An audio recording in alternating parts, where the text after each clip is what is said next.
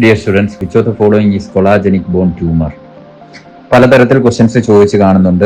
താഴെ പറയുന്നത് ഏതാണ് ഓസ്റ്റിയോജെനിക്, അല്ലെങ്കിൽ മൈലോജെനിക് ട്യൂമർ ഏതാണ്, അല്ലെങ്കിൽ കോൺഡ്രോജെനിക് ട്യൂമർ ഏതാണ്? ഇത്തരത്തിലുള്ള ക്വസ്റ്റ്യൻസ് കണ്ടുവരുന്നുണ്ട്. തീർച്ചയായിട്ടും അതുമായിട്ട് ബന്ധപ്പെട്ട് നമുക്ക് ഒരു മെമ്മറി ടെക്നിക്കിലൂടെ തന്നെ പഠിക്കാൻ വേണ്ടി ശ്രമിക്കാം. അപ്പോൾ അവിടെ നമ്മൾ മനസ്സിലാക്കേണ്ടത് ഈ ഓസ്റ്റിയോജെനിക് ട്യൂമർ, അതേപോലെ chondrogenic tumour, collagenic tumour, myelogenic tumour, അങ്ങനെ 4 തരത്തിലാണ് സാധാരണയായിട്ട് ബോൺ ട്യൂമറിനെ ക്ലാസിഫൈ ചെയ്യുന്നത്. അതിൽ ഓസ്റ്റിയോജെനിക് ട്യൂമർ ഓർക്കാൻ വേണ്ടിയുള്ള ഒരു ന്യൂമോണിക്സ് പറയാം. അത് BPH എന്ന് ആലോചിച്ചാൽ മതി. BPH എന്ന് വെച്ച് കഴിഞ്ഞാൽ നമ്മൾ എപ്പോഴും കേട്ടുള്ളതല്ലേ, ബെനൈൻ. അപ്പൊ ബെനൈൻ ഓസ്റ്റിയോ ബ്ലാസ്റ്റോമ എന്നുള്ളതാണ്. P എന്ന് വെച്ച് കഴിഞ്ഞാൽ പരോസ്റ്റിയൽ സാർക്കോമ എന്നുള്ളതാണ്. അതേസമയം H എന്ന് പറഞ്ഞു കഴിഞ്ഞാൽ ഹൈ ലെവൽ ഓസ്റ്റിയോ സാർക്കോമ എന്നുള്ളതാണ്. ഏറ്റവും കോമൺ ഓസ്റ്റിയോ സാർക്കോമ ആയതുകൊണ്ടാണ് അവിടെ ഹൈ ലെവൽ എന്ന് കൊടുത്തിരിക്കുന്നത്. ക്ലിയർ ആണല്ലോ? ഓക്കെ ആണല്ലോ? അടുത്ത കേസ് എന്ന് വെച്ച് കഴിഞ്ഞാൽ കോൺഡ്രോജനിക് ട്യൂമറും കൊളാജനിക് ട്യൂമറും അത് ഒരുമിച്ചാണ് പഠിക്കുന്നത്. CCO എന്ന് ആലോചിക്കുക. അതിൽ ആദ്യത്തെ 2 എണ്ണം CC എന്ന് പറഞ്ഞു കഴിഞ്ഞാൽ കോൺഡ്രോജനിക് ട്യൂമർ ആണ്. അത് കോൺഡ്രോമ, അതേപോലെ തന്നെ കോൺഡ്രോസാർക്കോമ എന്നുള്ളതാണ്. കൊളാജനിക് ട്യൂമറിന് എക്സാമ്പിൾ ആയിട്ട് പറയുന്നത് അതിൽ O ആണ്. ഓസ്റ്റിയോക്ലാസ്റ്റോമ എന്നുള്ളതാണ്. നമ്മുടെ ഓപ്ഷനിൽ ഓസ്റ്റിയോക്ലാസ്റ്റോമ എന്നുള്ളതാണ് റൈറ്റ് ആൻസർ ആയിട്ട് നിൽക്കുന്നത്.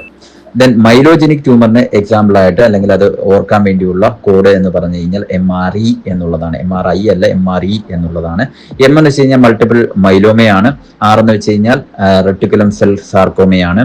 Then E means Ewing's tumour ആണ്.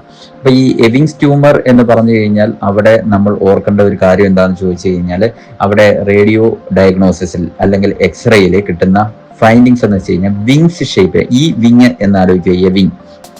വിങ് ഷേപ്ഡ് ആയിരിക്കും.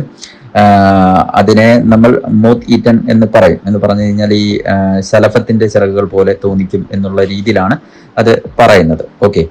ദെൻ മൾട്ടിപ്പിൾ മൈലോമ എന്ന് പറയുന്ന കാര്യമായിട്ട് ബന്ധപ്പെട്ട് നമുക്കൊരു ന്യൂമോണിക്സ് പറയുന്നുണ്ട്. അത് ഓൾഡ് ഏജ് ക്രാപ്പ് എന്നുള്ളതാണ്. സാധാരണയായിട്ട് നിങ്ങൾക്ക് അറിയാവുന്ന കാര്യമാണ്, ഓൾഡ് ഏജിലാണ് മൾട്ടിപ്പിൾ മൈലോമ എന്ന് പറയുന്ന സാഹചര്യം കണ്ടുവരുന്നത്.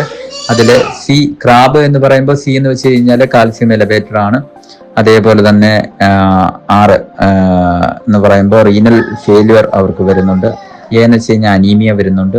ദെൻ B എന്ന് വെച്ച് കഴിഞ്ഞാൽ ബോൺ ലീഷൻ വരുന്നുണ്ട്. അപ്പൊ ഈ ഒരു വോയിസിൽ തന്നെ ഞാൻ ഏകദേശം 4-5 ന്യൂമോണിക്സ് പറഞ്ഞിട്ടുണ്ട്.